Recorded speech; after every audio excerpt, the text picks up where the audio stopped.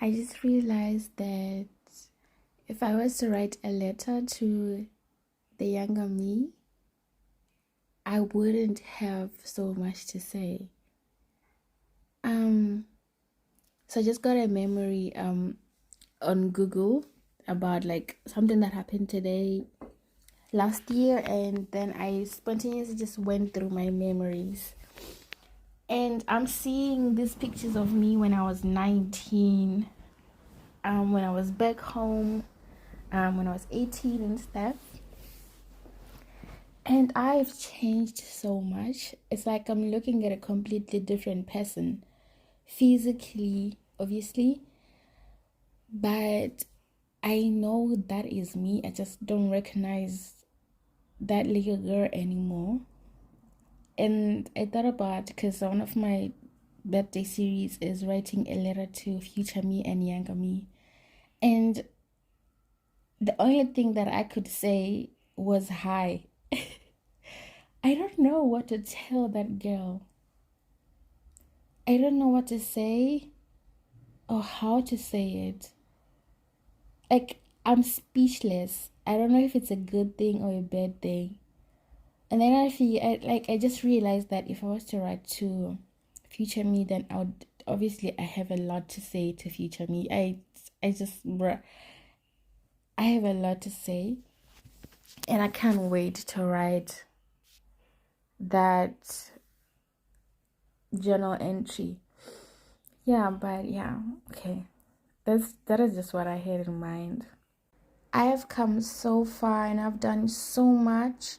I've been through so much. Like literally so much. And I've overcame everything that I've been through. But looking back at the person that I used to be, I'm failing to find the right words to address that person. Life has been so unpredictable, like really, really, really unpredictable, and a lot of things might have not actually gone the way that I wanted them to go. And it's just the unpredictability of being human. And looking back at this young person that I'm seeing, I'm like, you had no idea that you would overcome this much, or you would go through this much, or like you would grow this much. A part of me also feels sorry. A part of me feels sorry because life has been lifing, bruh. But a part of me is also very proud, like very, very, very proud. One thing about me is I've always just lived life on the go. I don't know if this makes sense, but I'm that one person who takes a day at a time, but it doesn't make sense because it doesn't make sense. I have a lot of mixed emotions right now. Not like in a bad way. I'm not about to cry or anything, but I just have a lot of mixed emotions. Yeah. I'm just out here thinking, damn, 90-year-old me would have never, 19-year-old me would have never thought I'd be this far, but she would have also never thought that that is what it took to get this far. I think I allowed myself to trust, to be open, to be like open-minded, and how do I say it? Like, I don't know the right words to use for this, but I allowed the process. I allowed it. I didn't rush anything. I didn't judge anything, but I just allowed life to take me where it wanted to take me. And I allowed those who knew what they were doing with my life to do what they were doing with my life then. And all of that has led me to where I am today. And it's not every day where you wake up and someone says, do this, do this, do that, and you do it without question. That is faith for me. And I've always been one person to just trust God and whatever He intends to do in my life.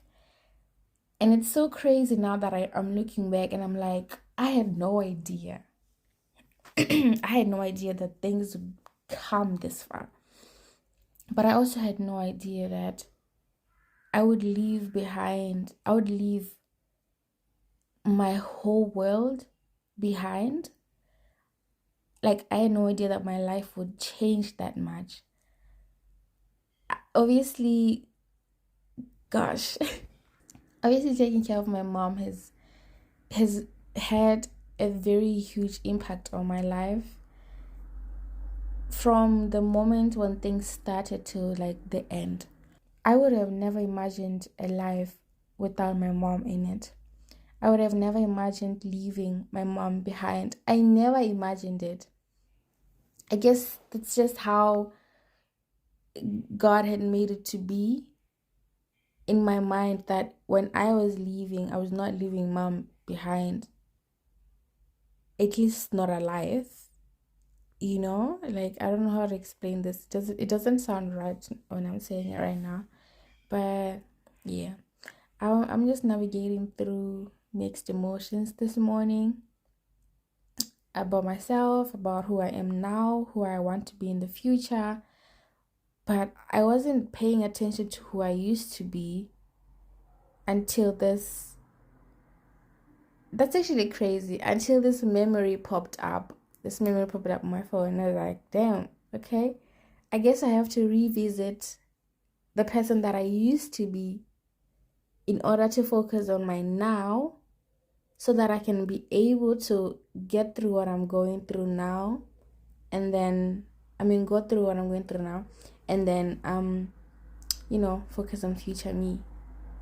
A lot of things in my life at the moment, I'm not happy about, I'm not content about, but I am also so grateful about a lot of things. Like, I am really grateful for how life, despite the obstacles that it threw my way, how it also held me and allowed me to grow. Life has never been gentle with anyone, to be honest. There are people out there who are lucky, yes, but life be lifing, y'all. Constantly, recently, I was surrounded by the idea of death. Like, I think there was a day when I had a relapse on my healing journey, and I was hurting. I was thinking about my late friend, I was thinking about my mom, and all this time when these emotions overwhelm me, or when I'm having these episodes, I always think I am not, like, I am not in, I don't want to say I'm not capable, but I can never be in a position to go through that much pain again. Again, this doesn't sound right. What I'm trying to say is, I don't think I will ever be able to handle that much pain. Even if it's just gonna take a few days of intense, intense, intense pain, until I accept, until I realize that there's nothing I can do about it. I don't think I'll be able to. Looking at the people that I have in my life right now, my family members, my siblings, my cousins, like, literally, I've always said, God, if you are to take anybody from my life, take me first, because I will not be able to deal with the pain. But then everyone just keeps going, and at the end, I'm like, okay, maybe God knows I can handle this much pain. That's why things are happening the way they are. But then the crazy thing is, in knowing life, I might just be the one to sit and watch everyone go. People who know me know that I am paranoid. But this is crazy because it's like my mind has programmed itself to hurt itself. It's like I'm self-harming with thoughts. Isn't this crazy? Why am I doing this to myself? Why do I overthink a lot? Why do I always think worst case scenario? Why? I don't get it. I want to understand how my brain works. And I don't know if I should start shadow work, because I actually generally want to go back to therapy. But it's so hard to find a therapy place in Berlin. Like, I don't want to do group therapy because I have this fear that people would think that my problems are not problem enough. Yeah, I cannot imagine sitting in a. I have not went through a lot of traumatic life events, just like maybe 3. All right, like okay, maybe 4. All right, let's stop counting. But imagine I attend group therapy and I'm just sitting there and everybody's talking about like I cannot even. I'm imagining what those people would say, and then it's my turn to speak, and words fail me. Uh I don't want to attend group therapy. I just want a moment with my therapist, and we can just like how I've been doing. But then I had this problem also where I would feel like every time when I talk about everything that I've went through, I'm always finding a reason to blame myself, or I'm always thinking, okay, this doesn't sound like a problem, or I'm thinking, okay, but like here it was my fault. I'm thinking maybe because of the cultural difference, because my therapist was German. Because of the cultural difference, she's probably thinking this girl must be crazy. Like, I don't know. Shit. The only thing that they find traumatic is the fact that, okay, my friend passed away in that manner. And then, okay, I took care of my mom. And then, okay, I was bullied. But then some things that I talk about, like the behavioral patterns that I have, I feel like they probably just look at me and think, this one is playing. And it's crazy that I feel that way because I shouldn't, you know? But yeah, I really want to go back to therapy and I'm looking forward to it, to be honest. I've been trying to find a place, but I ain't finding shit at the moment. There's a lot I want to talk about. I keep having these relapses. I keep feeling sad again. I am so triggered by a lot of things. I want to talk about it, but I don't want to talk about it on the podcast because then it means I'm putting my life out there, which I already am, but I don't want to put it out there like that. You know? Anyway, and that's about it. I don't think I have anything else to talk about today, to be honest. Besides this, I wanted to go to the gym. Oh my God, can we talk about discipline? I like discipline. I am not disciplined.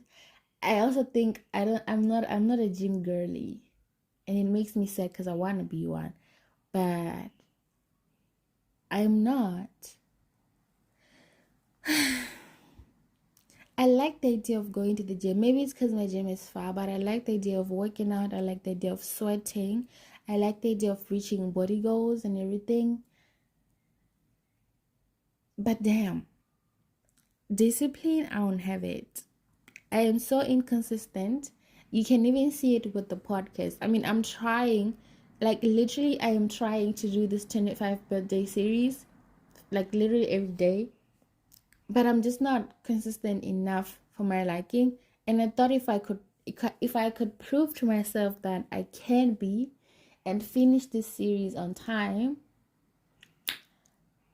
then that would say a lot. But I'm like, how many 7 episodes behind, if not 8 or 9? And it's crazy. It's crazy. I thought this would be simple actually, but actually it could be. I feel like I overthink a lot. Okay, I guess I'm navigating mixed emotions today. Crazy. Anyway, that's about it from now. See you on the next episode.